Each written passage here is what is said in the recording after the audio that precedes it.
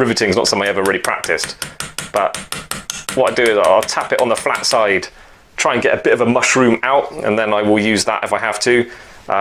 Good advice is to, rather than try and whack it a few times and get it to spread out, tap it loads of times. Spend 5 minutes, 10 minutes just going da da da da da da.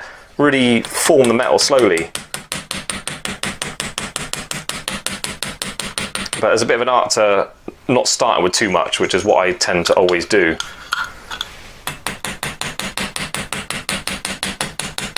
And ideally you want to end up with a nice little perfect sort of burnished dome over the end of the hinge.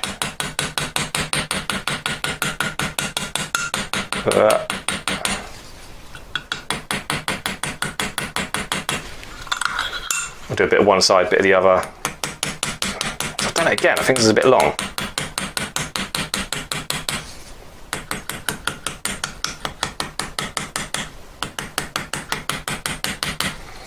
Maybe I'll do a video specifically on this, partly for myself as well, so I can practice it. Bit of that one, bit of this one. If you're not careful, they can lose their roundness as well in the end. You want it to look nice and round. They can go a bit egg shape.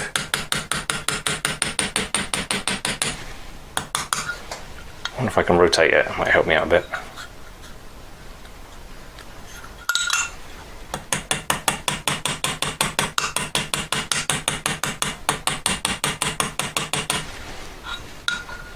Do that, getting there.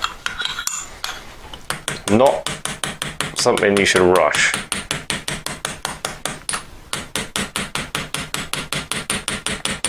And then in an ideal world, that kind of mushroom bit kind of just puts a bit of pressure on the ends, so you don't want it rattling about, you want it squeezing just gently. But the hinge still has to work, still has to open without being all tight. You're not putting stress on your solder joins or the metal.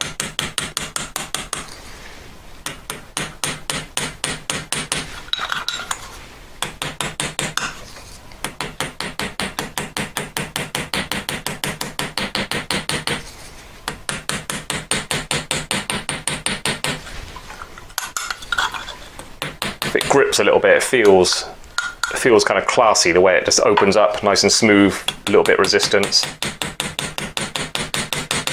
That's what I'm aiming for.